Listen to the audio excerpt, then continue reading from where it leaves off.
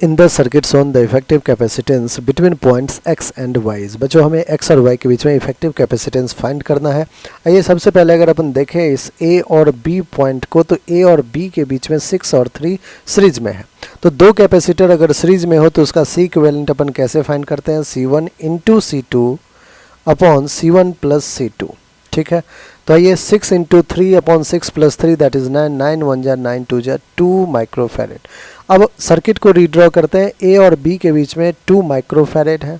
फिर देखिए ए के बाद फिर से एक 2 माइक्रोफैरेड है और यहाँ पे 1 माइक्रोफैरेड है। So this is 2, this is 1 microfarad and this is point B और यहाँ पे एक 3 माइक्रोफैरेड है।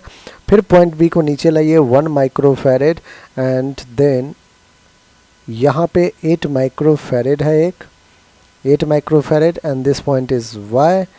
नाउ इस पॉइंट की अगर अपन बात करें, ये पॉइंट यहाँ से आया, 8 माइक्रोफैरेड यहाँ कनेक्टेड है, ये रहा पॉइंट x और ये रहा पॉइंट y।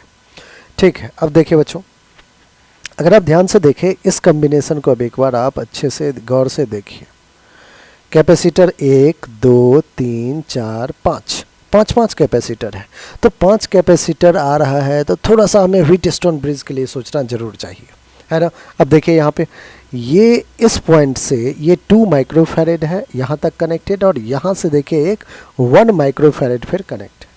सिमिलरली यहाँ से देखिए एक 2 माइक्रोफैरेड है और यहाँ से एक 1 माइक्रोफैरेड कनेक्टेड है और ये जो 3 माइक्रोफैरेड है ये एक ब्रिज की तरह बैलेंस वर्क कर रहा है बच्चों। अब देखिए क्या ये बैलेंस्ड व्हीटस्टोन ब्रिज है क्या, तो 2/2 1/1, हाँ बिल्कुल, रेशियो भी इक्वल हो रहा है। इसका मतलब जो 3 है 3 माइक्रोफैरेड कैपेसिटर वो एक ब्रिज में एक्ट कर रहा है, ब्रिज की तरह। तो आप इस 3 माइक्रोफैरेड में कोई चार्ज फ्लो करेगा नहीं और सिंस चार्ज फ्लो नहीं करेगा तो आप 3 को यहाँ से रिमूव कर सकते हैं। जो हमारा फिर से एक कम्बिनेशन बन रहा है, मतलब एक बार फिर से नेटवर्क बना रहा हूँ मैं, तो 8 हो गया और ये रहा हमारा 2 और 2 के साथ अब कौन कनेक्टेड है, आपको हो गया 1 कनेक्टेड है क्योंकि 3 को तो हटा दिया आपने। फिर सिमिलरली यहाँ पे रहा हमारा 2 और 2 के साथ कौन कनेक्टेड है, 1 कनेक्टेड है। अगेन यहाँ पे 8 कनेक्टेड है और ये इस पॉइंट को हमने y कह दिया, इस पॉइंट को हमने x कह दिया। बच्चों अगर आप ध्यान से देखें तो ये 2 और 1 ये सीरीज में है, ये 2 और 1 ये भी सीरीज में है।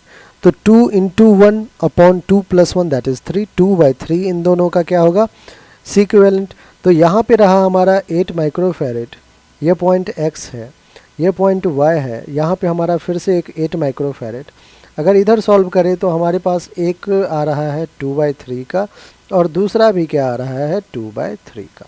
ऑलराइट बच्चों, यहाँ तक आप सिंप्लीफाई नेटवर्क को कर लिया। अब देखिए 2/3 दोनों क्या है, पैरेलल में है। जब हमारा कैपेसिटर पैरेलल में हो तो उसका C इक्विवेलेंट कैसे फाइंड करते हैं, C1 प्लस C2। सो 2/3 प्लस 2/3 क्या हो जाएगा, 4/3। तो हम क्या कर सकते हैं, इस पूरे को 4/3 से रिप्लेस कर सकते हैं।